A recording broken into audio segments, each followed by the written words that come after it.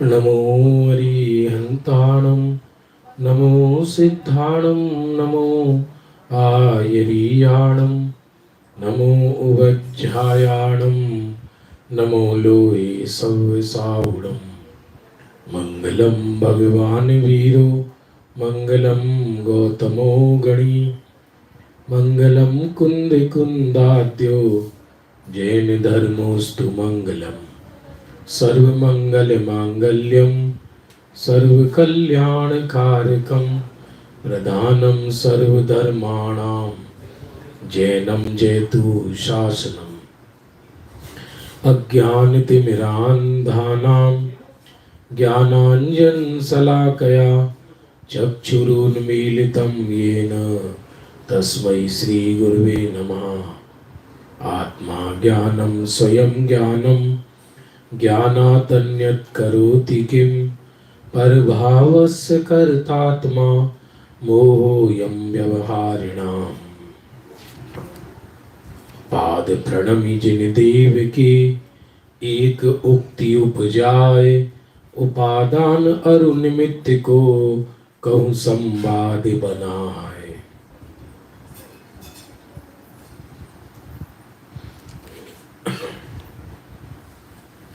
बंधु, उपादान निमित्त की कक्षा चल रही है और यह कक्षा अपनी आज कल और परसों तक चलेगी, माने 3 दिन तक। 22 तारीख तक चलेगी ये कक्षा। 23 तारीख से हमारा फिर दूसरा शिविर है, उसमें 2 समय क्रमबद्ध पर्याय की कक्षा चलेगी। और ये अभी समय जो रहेगा अभी शिविर तक 8:45 सुबह का 8:45 से 9:30 तक रहेगा। निमित्त उपादान की कक्षा का समय।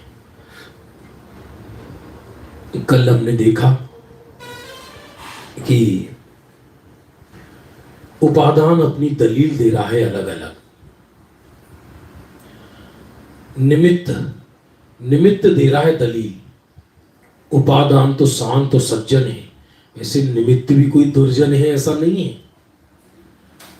निमित्त के बिना कार्य नहीं होता और निमित्त से भी कार्य नहीं होता, क्योंकि निमित्त और उपादान कार्य कारण पूर्वक संपन्न होता है। जो कार्य है वो कारण पूर्वक संपन्न होता है। जो भी कार्य है, कार्य तो प्रतिपल हो ही रहा है, पर्यायों को ही तो कार्य कहा है और प्रतिपल कार्य हो ही रहा है। ये तो इस पर निर्भर करता है कि हम किस कार्य पर घटाना चाहते हैं, इस पर निर्भर करता है।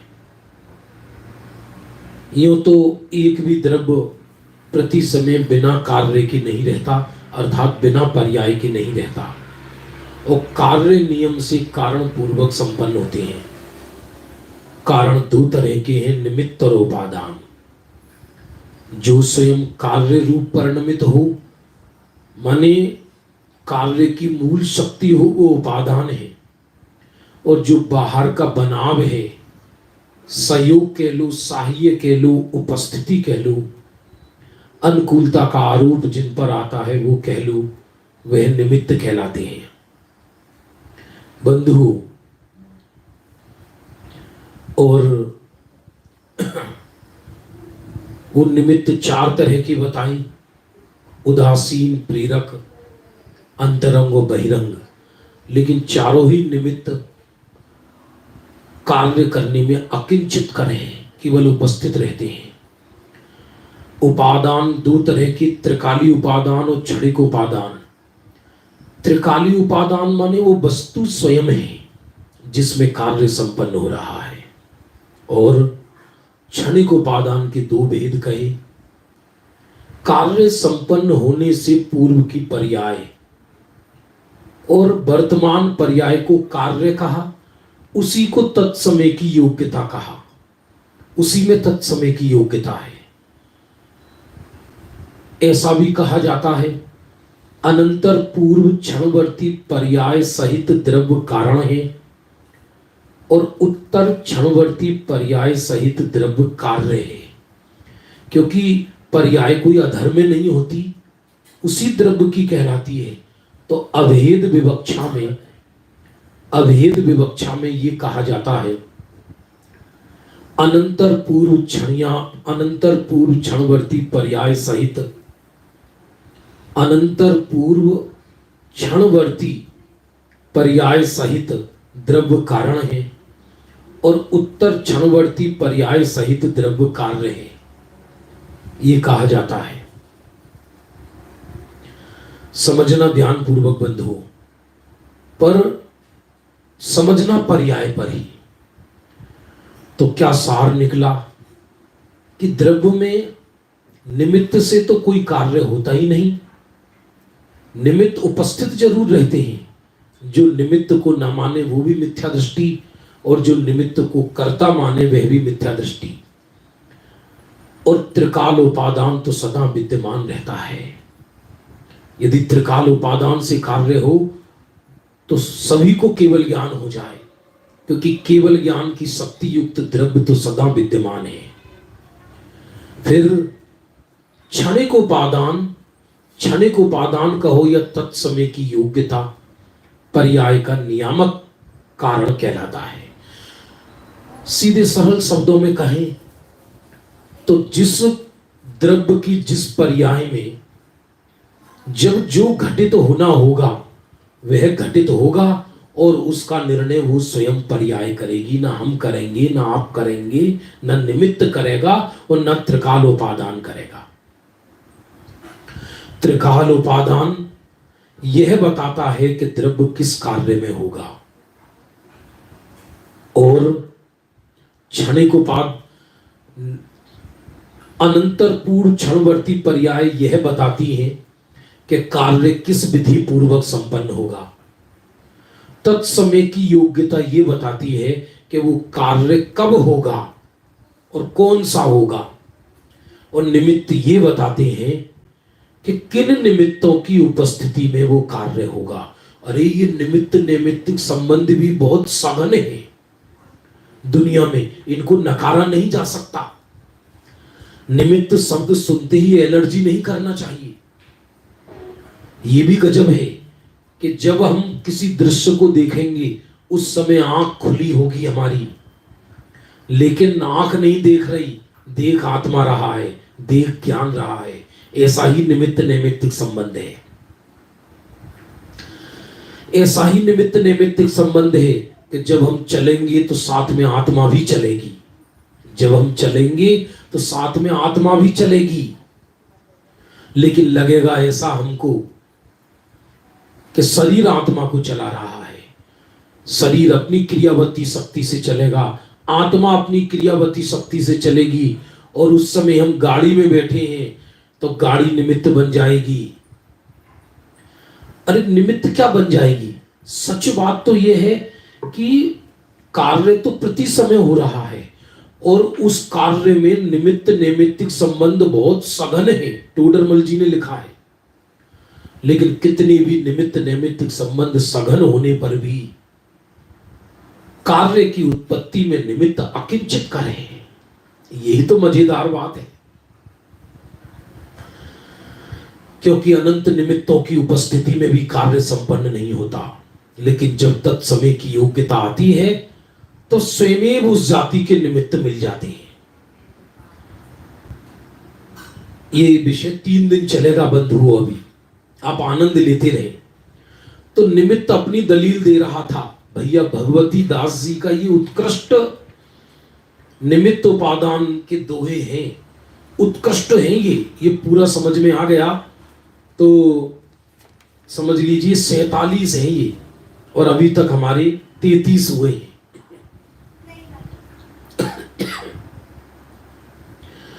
डिबेट चल रही है निमित्त उपादान की। निमित्त उपादान में झगड़ा नहीं हो रहा, ये तो निमित्त उपादान को हम समझ रहे हैं इस विधि से। तो कल निमित्त ने कहा था कि मेरे से बड़ा कोई नहीं है, 3 लोक के नाथ सब मेरे प्रसाद से होते हैं। अर्थात देव शास्त्र गुरु के निमित्त से मनुष्य पर्याय में होते हैं। उपादान कहता है कि भाई तू तो संसार में चतुर्गति में रुलाता है, तेरे प्रसाद से जीव सुखी नहीं होते, दुखी होते हैं। क्योंकि जो निमित्त की दृष्टि करता है वो चतुर्गति में परिभ्रमण करता है। निमित्त तो होता जरूर है, निमित्त कहीं चला नहीं जाएगा, निमित्त रहेगा वहीं। अरे जिसे हम निमित्त कह रहे हैं वो अपनी दृष्टि से उपादान है। अब देखो आगे मजेदार विषय शुरू होता है। क्या शुरू होता है? कहे निमित्त जो दुख सहे सो तुम हम ही लगाए, सुखी कौन ते होते ताकू देह बताए। अब निमित्त थोड़ा सा ढीला पड़ा और कहने लगा, ए भैया उपादान, यदि तुम ये कहते हो कि हमसे दुख होता है, अरे तुमसे दुख नहीं होता, निमित्त से दुख नहीं होता। निमित्त को जो निमित्त से कार्य जो मानता है उसको दुख होता है। शराब से दुख नहीं होता, जो शराब पीता है वो नशे में आता है। दुनिया दुख का कारण नहीं है, दुनिया में जो एकत्व करे वो दुख का कारण है। शरीर दुख का कारण नहीं है, शरीर में एकत्व दुख का कारण है। अरहंत भगवंतों को शरीर दुख का कारण नहीं बनता। भैया तुम बता तो फिर सुख काय से होते, ये निमित्त कहता है। तो देखो उपादान क्या उत्तर देता है, जो सुख को तू सुख कहे सो सुख तो सुख नाही, ये सुख तो दुख मूल है, सुख अविनाशी माही। क्या गजब गजब के दो हैं। क्योंकि निमित्त ने जो बात कही वो इस दृष्टि से कही कि पुण्य के प्रसाद से सब लोग जगत में सुखी देखे जाते हैं। देवगति के जीव, भोग भूमि के जीव, यहां तक कि तीर्थंकरों के भी इंद्रों रत्नों के महल में पैदा होते हैं। जिनके पुण्य का उदय नहीं हो उन्हें कौन पूछ रहा है। अरे धर्म क्षेत्र में भी जिनके बड़े पुण्य के उदय हैं उनको सब लोग, मां सेठ साहब आ गए, सेठ साहब आ गए, भले सेठ साहब मर के नरक जाएं। और विद्वानों में भी जिसके बाहर के पुण्य का ठटेला ज्यादा है, आराधना किसकी ज्यादा है उसे कोई नहीं पूछ रहा, अंतर्दृष्टि किसकी है उसे कौन पूछे। जो बोलना जानता है, जिसके बाहर में पुण्य का उदय है, उसे लोग पूछते हैं। तो निमित्त ये कह रहा है कि मेरे प्रसाद से जगत में सब जीव सुखी होते हैं। तो उपादान ने कहा कि तेरे प्रसाद से तो चतुर्गति में परिभ्रमण होता है। तब निमित्त ये कहता है, तब ये निमित्त ये कहता है कि तुम बता दो फिर सुख क्या है, जब तुम इसको सुख नहीं मान रहे। अरे सारी दुनिया तो इसी सुख के लिए जी रही है, कर लो दुनिया मुट्ठी में। हर कोई व्यक्ति, मेरे तो एक बात समझ में नहीं आ रही, मोटिवेशन के नाम पे एक बीमारी चली है, स्वप्न पूरे करो, स्वप्न पूरे करो। और जैन धर्म ये कह रहा है कि स्वप्न वो देखता है जो अतृप्त हो, अतृप्त हो। स्वप्न वो देखता है जो वर्तमान में दुखी हो। स्वप्न वो देखता है जो तृष्णा में है। स्वप्न कौन सी स्वप्न यथार्थता की चीज है क्या? और सारी दुनिया लौकिक संपदा जोड़ने में लगी है पुद्गल को। पुद्गल माथा फोड़ फोड़ के रो रहा है कि अरे देखो सही, ये चेतन जो अनंत सुख का भंडार है मुझ जड़ को इकट्ठा कर रहा है, जबकि मेरे अंदर सुख है ही नहीं। सुख लगता है हमको कि पुण्य के उदय में सुख है, पुण्य के उदय में सुख नहीं, सुख का भ्रम है। पुण्य के उदय में सुख नहीं है, सुख का भ्रम है। यदि पुण्य के उदय में सुख होता, यदि पुण्य के उदय में सुख होता तो तीर्थंकर पुण्य फल को छोड़कर क्यों जाते?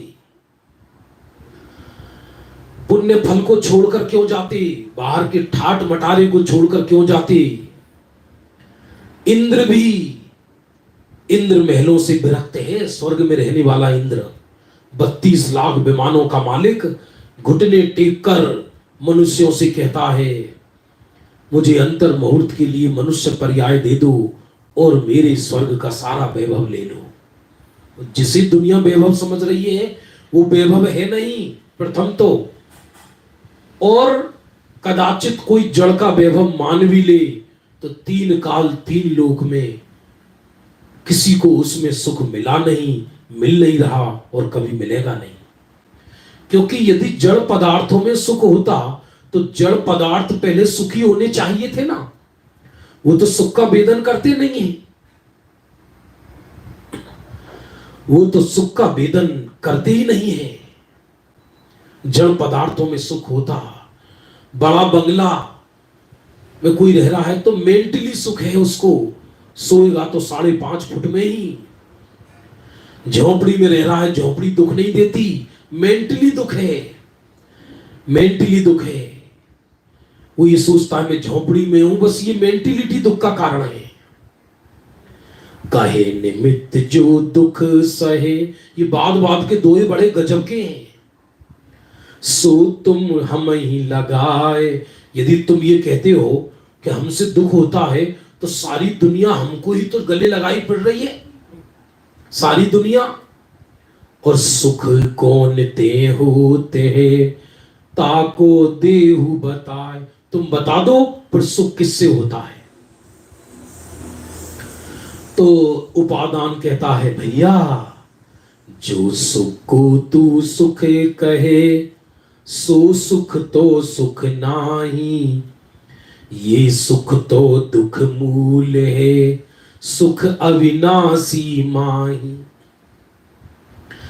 जिस सुख को तू सुख कहता है वो सुख सुख नहीं दुख का मूल है। अरा हद हो गई बंधुओं, जिनको जिस चीज को हम सुख समझते सुख नहीं है वो दुख का मूल है। जरा विचार करना, सुनने में घिनावनापन लगेगा, सुनने में घिनावनापन लगेगा। यदि कोई सुंदर हलवा खा रहा हो और उसे कोई आकर ये कह दे, कोई आकर ये कह दे चुपचाप आकर, अरे कढ़ाई में तो अभी हलवा बना था, अम्मा जी घर के बाहर हो गई, इसमें बिल्ली मूत्र कर गई थी। अब जरा बताना आप, उस हलवा को खाने में स्वाद आएगा या उल्टी आएंगी? कहां चला गया स्वाद? बमन करने जाएगा जी, बमन करने। हो सकता 3-4 दिन तक गिलानी बनी रहे, गिलानी बनी रहे। जिसे हम भोग कहते हैं वो रोग है, जिसे हम पुण्य की संपदा कहते हैं वो मोह नाम के राजा के द्वारा फैलाया हुआ षड्यंत्र है। जिसे हम सुख कहते हैं वो दुख का बीज है, दुख का बीज। जो सुख को तू सुखे कहे सो सुख तो सुख नाही, ये सुख तो दुख मूल है सुख अविनाशी मान। ये सुख दुख का मूल है, अरे दुखी है। ये सुख तो अविनाशी चैतन्य तत्व में है, सुख तो अंदर है, सुख निमित्त में कैसे हो सकता है? लेकिन निमित्त तो कोशिश कर रहा है। ये हार विजय ऐसी चीज होती है, इसलिए जहां हार विजय का प्रसंग हो वहां जुआ वृत्ति कहा है। हार विजय का जब प्रसंग आए तो व्यक्ति पक्षपाती हो जाता है। तो भैया भगवती दास जी तो जानबूझकर निमित्त के दलील खड़े कर रहे हैं, जिससे जो प्रश्न हमारे अंदर उत्पन्न हो सकते हैं उनको निमित्तों की तरफ से खड़ा कर रहे हैं, और उपादान उनकी शांति से उत्तर दे रहा है। निमित्त ने यह कहा सुखी होने के लिए सारी दुनिया मुझे गले लगाती है। उपादान कहते मूर्ख है वो जो तुम्हें गले लगाते हैं। दुख का बीज है वो, तो दुख का बीज जिसे दुनिया सुख कहती है वो दुख का बीज है। तब निमित्त को तो चुप रहा ही नहीं जाता, वो तो चाहता है कैसे भी मेरी विजय हो जाए।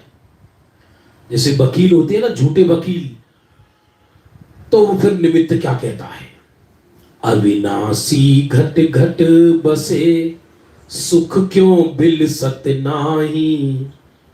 अविनाशी घट घट बिसे, बसे सुख क्यों बिलसत नाही।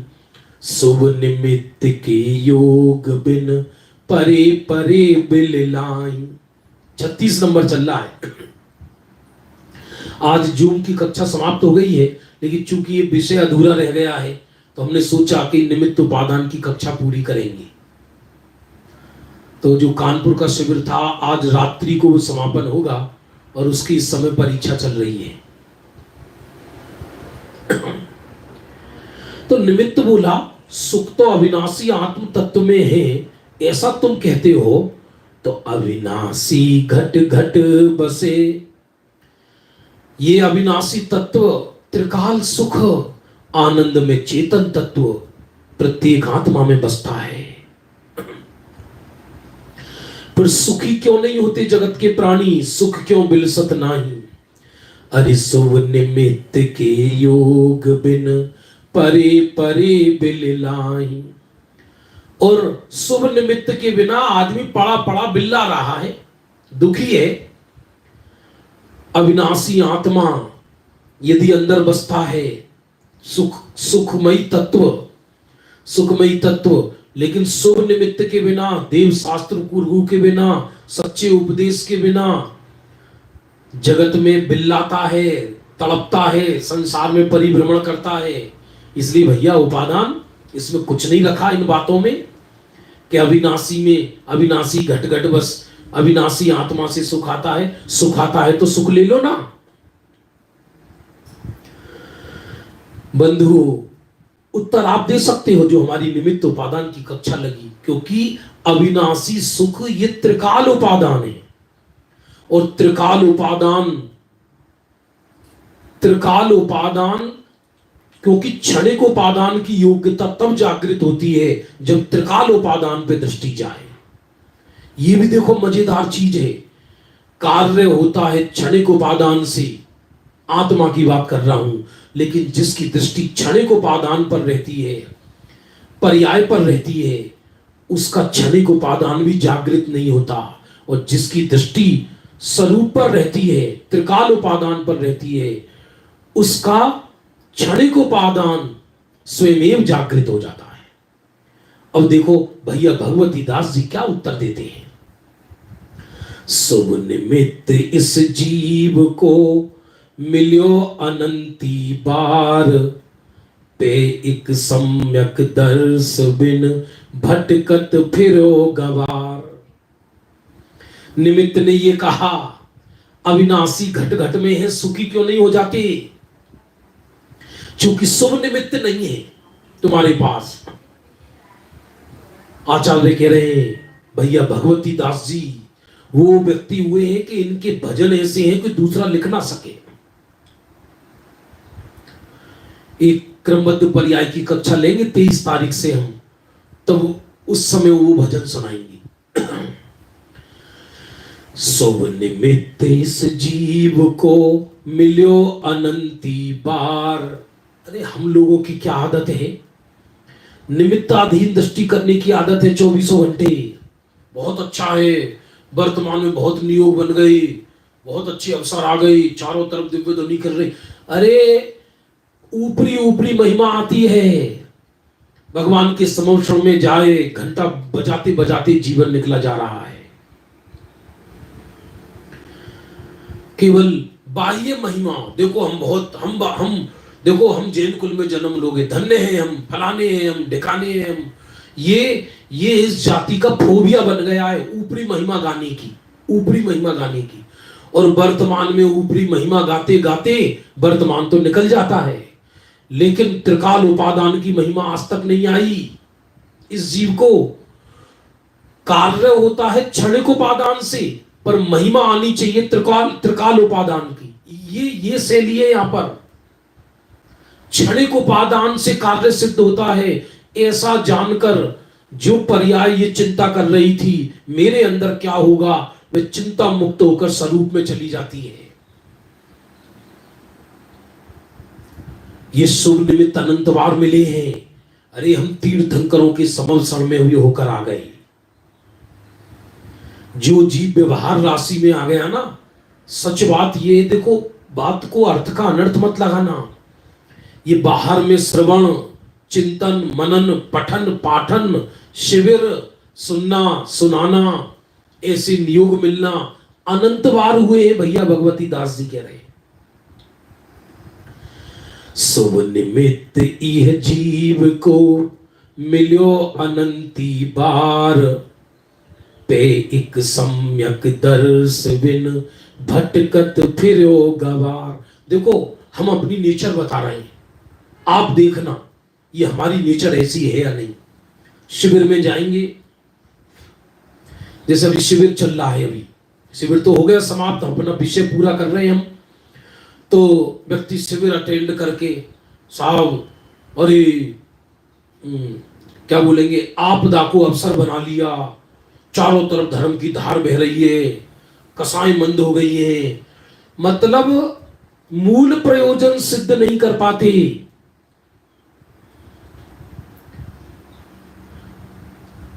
स्वाध्याय का समय भाई साहब जो रहेगा वही रहेगा, ना मेरे हिसाब से होगा ना आपके हिसाब से होगा।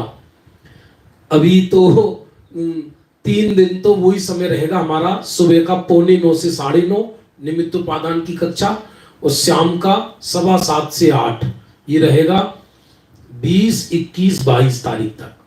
और 23 तारीख से फिर हमारा समय बदल जाएगा, जब अभी क्लास खत्म होगी तब बताएंगे आपको फिर से। ये अब शिविर चल रहा है तो बहुत भैया बहुत आनंद आया, बहुत आनंद आया। किसी हमने वक्ता के निमित्त से जिनवाणी सुन ली तो वक्ता की महिमा आ जाती है, जिनवाणी की महिमा आ जाती है, बस अहो भाव करके इतिश्री हो जाती है, कार्य की सिद्धि नहीं हो पाती। अरे ग्रंथों में तो ये लिखा, चैतन्य की हर्षाती रेख की आंशिक वृत्तियां, चैतन्य की हर्षाती रेख की आंशिक वृत्तियों में भी यदि व्यक्ति रुक जाए तो उसे सम्यक दर्शन ना हो पाए, और ये निमित्तों के ही गीत गाता रहे तो आत्मदर्शन कैसे होगा। शुभ निमित्त इस जीव को मिलो अनंती बार, पे एक सम्यक दर्श बिन भटकत फिरो गवार। सम्यक दर्शन के बिना गवार भटकता फिरा जगत के अंदर, सम्यक दर्शन के बिना ये गवार जगत में भटकता फिरा। और सम्यक दर्शन उसकी स्वयं की योग्यता से होता है, निमित्त पे दृष्टि करने से तो होता ही नहीं। क्षण की योग्यता भी परद्रव्य है, परमार्थ से विचार किया जाए तो। जिसकी दृष्टि त्रिकाल उपादान पे जाती है, मैं शुद्धात्मा हूं, उसके स्वयं अपनी योग्यता से सम्यक दर्शन हो जाता है, और बाहर में ऐसे बनाव बन जाते हैं, महिमा गाते फिरते हैं। महिमा केवल निमित्तों की, धर्म के नाम पर मैं देख रहा हूं 1-1.5 साल से केवल निमित्तों की महिमा गा रहा है, जिसे देखो उसे। आत्मा की महिमा तो गा ही नहीं रहा कोई। अरे उसकी की मर्यादा होनी चाहिए ना, होनी चाहिए। ठीक है, हो गया ना, देव शास्त्र गुरु मिल गए, चलो अब क्या करें बोलो। बहुत अच्छा योग मिला है, चलो अब क्या करें बोलो। ये योग तो तब कहलाएगा ना अच्छा, कि जब मेरे कार्य की सिद्धि हो जाएगी। यदि मेरे कार्य की सिद्धि नहीं हुई तो मेरे लिए अच्छा योग कहां कहलाया वो। निमित्त पर निमित्त का आरोप तब आता है जब कार्य की सिद्धि हो जाए। जब कार्य की सिद्धि नहीं हुई तो निमित्त पर आरोप कहां आया। मेरे लिए तो वो हॉस्पिटल अच्छा है जहां से मैं जिंदा वापस आ जाऊं। यदि उस हॉस्पिटल में 5 स्टार जैसा है और मक्खियां रपट रही हैं, बड़ा सुंदर है, लेकिन एक भी व्यक्ति वापस नहीं आता वहां से जाकर, तो अच्छा कहलाएगा या शमशान कहलाएगा। अरे निमित्त पर भी आरोप तभी आएगा कि जब मेरे कार्य की सिद्धि हो जाएगी। जब कार्य की सिद्धि नहीं हुई तो निमित्त पर निमित्त पने का भी आरोप नहीं आता।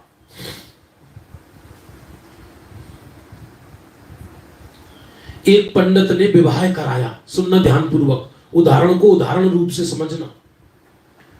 इसको अर्थ का अनर्थ मत लगाना। अब क्या सारी जिंदगी दुल्हा दुल्हन उस पंडित के गीत गाते रहेंगे क्या?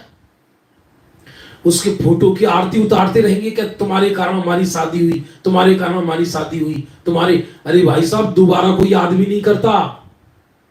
ये उदाहरण एक देश होता है, ये समझ लेना। ट्रेन से हम गए कहीं और बाद में उतर गए, तो क्या ट्रेन की महिमा गाते रहते हैं क्या? उस ट्रेन से आए क्या? उस ट्रेन का फोटो अपने घर में लगाते हैं क्या खींचकर?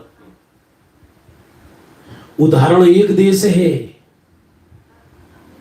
तो ये कह रहे शुभ निमित्त अनंत बार मिले, लेकिन त्रिकाल उपादान की दृष्टि नहीं गई, तो क्षणिक उपादान जागृत नहीं हुआ, सम्यक दर्शन नहीं हुआ, तो संसार में भटकता फिरा। समव श्रवण से कौन जीव वापस आते हैं? सुन लो ध्यान पूर्वक। सम्यक दर्शन समव श्रवण में जैसे कि तैसे कौन जीव वापस आते हैं, जैसे गए वैसे वापस आए। कि जिनको आठ भूमियों की महिमा तो आती है, कल्प वृक्षों की महिमा तो आती है। आवाज आ रही है?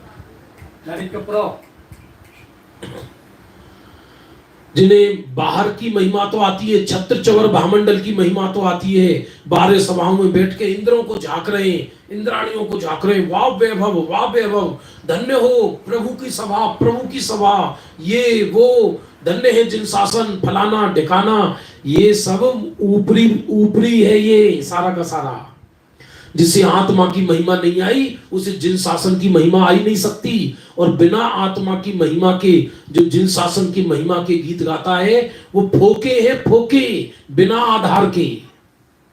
अरे सत्य तो ये है, जिसे चैतन्य देव समझ में नहीं आया, उसको देव शास्त्र गुरु की भी सच्ची भक्ति नहीं है, ऊपरी भक्ति है, गंभीरता वाली नहीं है, क्योंकि वो यथार्थ स्वरूप ही नहीं समझा। तो समव श्रवण में वैसे के वैसे वापस आ जाते हैं। सुनो सुनो सुनो। और समव श्रवण में सम्यक तो कौन करता है? कि जो जिनेंद्र को देखकर अपनी आत्मा की महिमा जिसको आ जाती है। माने सद निमित्त सामने नजर आया, और सद निमित्त ने बताया कि कार्य निमित्त से नहीं होगा, कार्य तेरी योग्यता से होगा, तू अपने आप को देख। तो वो अपने आप को देखने लगा। तो जिस समय अपने आप को देखा, उस समय देव शास्त्र गुरु रूपी निमित्त का क्या अवर्णवाद हो गया क्या? अरे सच पूछा जाए तो देव शास्त्र गुरु का सच्चा पूजक कहलाया वो। और सम्यक तो होने के बाद उसे घर गृहस्थी की आग नजर आई, तो विरक्त हो गया, तो पंचम गुण स्थान हो गया। और जब और अधिक विरक्ति हुई, तो स्वरूप का और ज्यादा आश्रय हुआ, तो मुनिराज हो गया और आत्मा में ही समा गया, तो केवल ज्ञान हो गया। यह है विधि।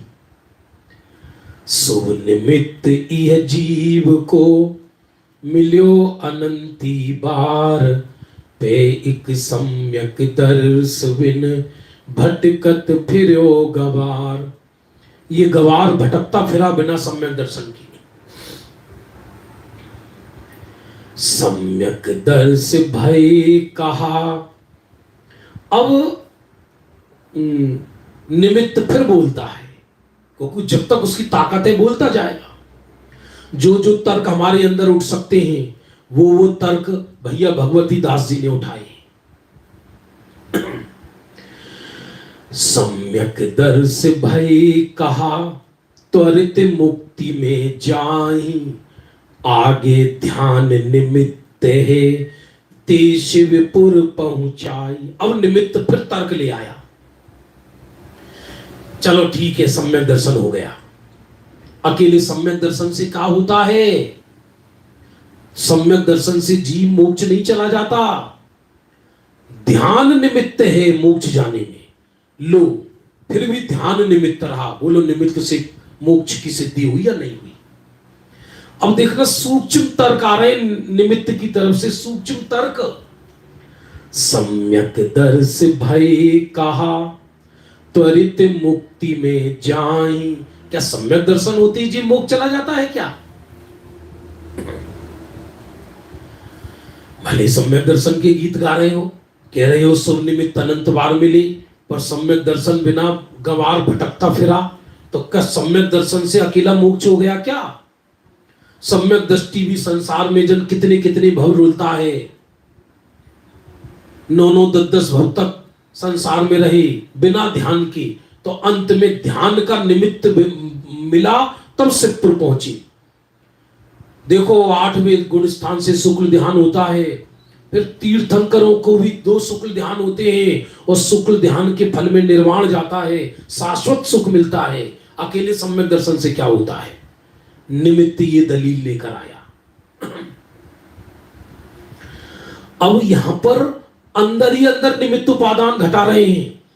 अभी तक पर द्रव्य की क्रिया को निमित्त या पर द्रव्य के नियोग को निमित्त कहा था, अब अंदर ही अंदर निमित्त उपादान घटा रहे हैं,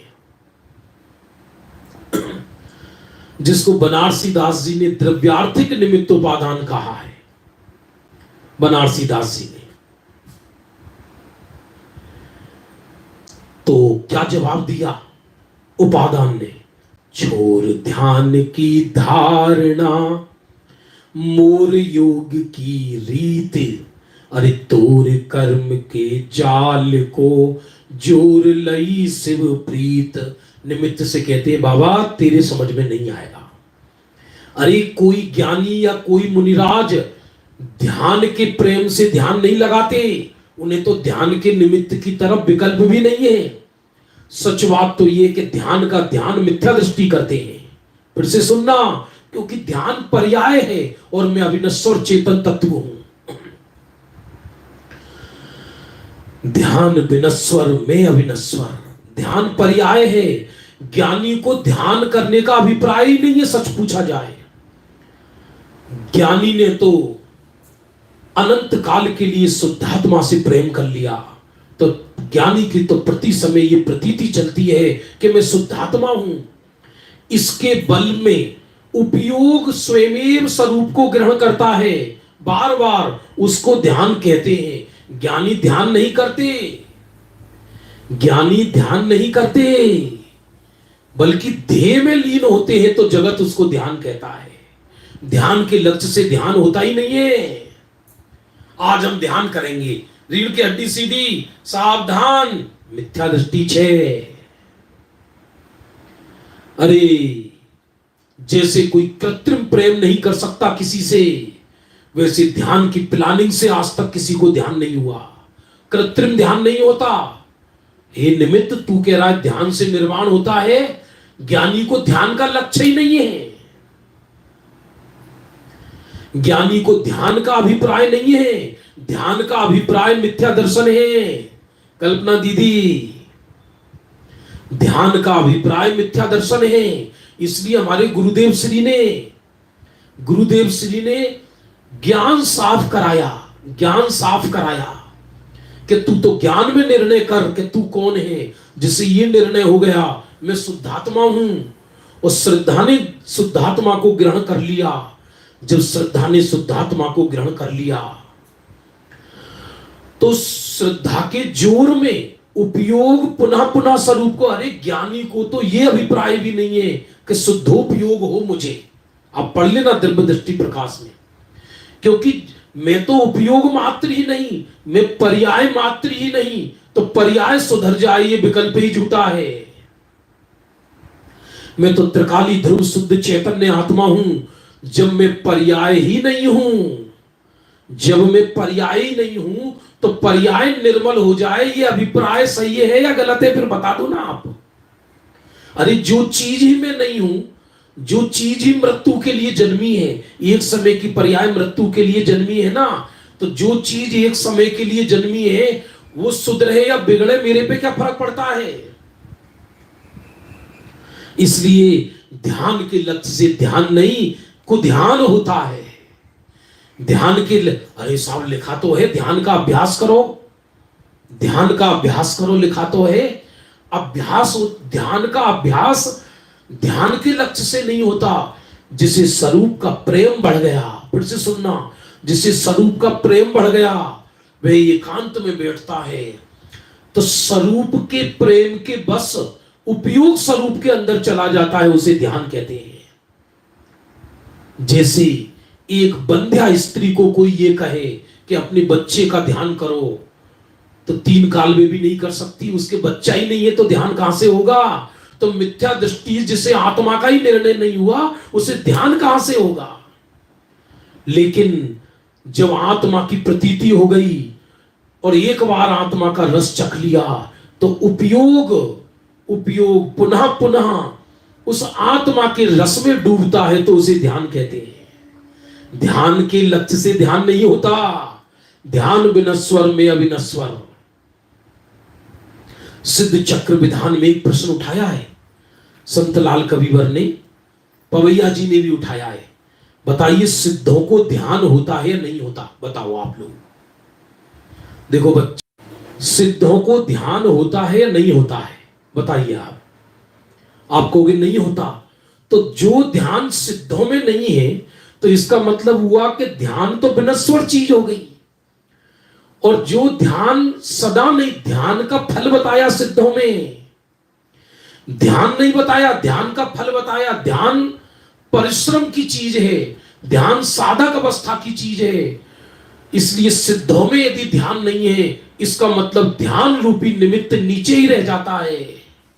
ये लिखा, छोर ध्यान की धारणा। अरे निमित्त, तू ये कहता है कि ध्यान के निमित्त से केवल ज्ञान होता है? सच बात तो यह कि जिसे ध्यान की धारणा का विकल्प हो, उसे केवल ज्ञान ही नहीं होता। छोर ध्यान की धारणा और मोर योग की रीत। ये मन वचन काय के योग, इनसे विरक्त रहते हैं ज्ञानी। तुम क्या योगा सिखा रहे हो दिन रात? अरे तोड़ कर्म के जाल को। ये जितनी भी चीजें बाह्य चीज है, उनका विकल्प भी नहीं ज्ञानी को। कर्म के जाल को तोड़, जोर लई शिव प्रीत। अपने शिव माने आनंद में शुद्धात्मा से प्रेम जोड़ लिया, लो हद हो गई। अब बाहर के निमित्तों की तो बात ही क्या। जैन कुल मिला है साहब, उससे कार्य की सिद्धि होती है। अनंत बार मिला। अरे भगवान के समवसरण में भी जाकर कई जीव नरक चले गए। बोलो राजा श्रेणी गई या नहीं गई? बता दो आप तो, मैं गलत बोल रहा हूं तो। मंदिरों में रहने वाले भी और ऊर्ध तीर्थों पर रहने वाले भी ऊर्ध गति नहीं जाते, सभी अधोगति जाते। क्षेत्र अनंतवार बदले, क्षेत्र अनंतवार बदले हमने कल्याण के लिए, लेकिन भाव नहीं बदला। भाव नहीं बदला माने अपने गायक पर दृष्टि नहीं करी, तो क्षेत्र परावर्तन नष्ट नहीं हुआ। हम सब आत्म कल्याण के लिए निमित्तों की महिमा गा रहे हैं, निमित्तों के गीत गा रहे हैं। और यहां तो कह रहे कि ध्यान रूपी निमित्त भी कल्याण नहीं कराता। लिखो क्या गजब कर दिया भैया भगवती दास जी ने। छोर ध्यान की धारणा, अरे मोर योग की रीत। तोड़ कर्म के जाल को, जोर लई शिव प्रीत। तू तो आत्मा से प्रीति कर, आत्मा से प्रीति कर। और आत्मा से प्रीति का नाम ही ध्यान है। एक प्रेमिका प्रेमी का ध्यान करती है, सुनना ध्यान पूर्वक। तो वो क्या आलती पालती मार के बैठती है, आज मैं प्रेमी का ध्यान करूंगी? नहीं, उसके तो कण कण में, उसके चित्त में प्रेमी बसा है। निरंतर दरवाजे पर कोई आए तो लगता है वो आ गए, वो आ गए, वो आ गए, वो आ गए। ध्यान किया नहीं जाता। शुद्धात्मा के प्रेम का नाम ध्यान है। जिससे शुद्धात्मा का निर्णय ही नहीं है, प्रेम ही नहीं है, माने श्रद्धा ही नहीं है, तो ध्यान कहां से होगा? इसलिए ध्यान रूपी निमित्त भी नीचे रह जाता है। ध्यान रूपी निमित्त होता जरूर है, लेकिन ज्ञानियों को ध्यान रूपी निमित्त का लक्ष्य नहीं रहता। ज्ञानियों को तो ध्येय का लक्ष्य रहता है। ध्येय का ध्यान होता है, ध्यान का ध्यान नहीं होता। इसलिए ये तर्क तुम मत दो कि ध्यान रूपी निमित्त से केवल ज्ञान होता है। भले ही ध्यान हो पूर्व में, लेकिन लक्ष्य ध्यान पे नहीं होता। ध्यान का लक्ष्य ध्येय पर होता है। ये उपादान ने कहा। अब कल फिर तर्क आएंगे गजब गजब की। ये निमित्त उपादान की कक्षा बंधु कल भी चलेगी हमारी इसी समय 8:45 से 9:30, और परसों भी चलेगी 8:45 से 9:30। रात्रि का कार्यक्रम 7:15 से 8 बजे तक जो विषय चल रहा है हमारा अभी वो ही चलेगा। और फिर 23 तारीख से हमारे मुमुक्षु आश्रम कोटा से एक बहुत बड़ा शिक्षण शिविर लग रहा है ऑनलाइन। वो कार्यक्रम हम आपको कल बताएंगे। और उसमें हमारी कक्षा सुबह 8:45 से 9:30 बजे क्रमबद्ध पर्याय की रहेगी। 7:15 से 8:30 बजे तक पंच परमेष्टि विधान कराएंगे। और क्रमबद्ध पर्याय की दूसरी कक्षा 3 बजे से 3:45 बजे तक रहेगी। वो सारी हम घोषणा करेंगे और आपको ब्रोशर भी पहुंचाएंगे। आप यथासंभव लाभ लें। ये सारा ऑनलाइन शिविर का कार्यक्रम 27 या 28 तारीख तक चलेगा। फिर 29 तारीख से डेली रूटीन का कार्यक्रम चलेगा। जावाणी के ज्ञान ते सूझे लो कालो, सोवाणी मस्तके नमु सदा देति त्यों दो।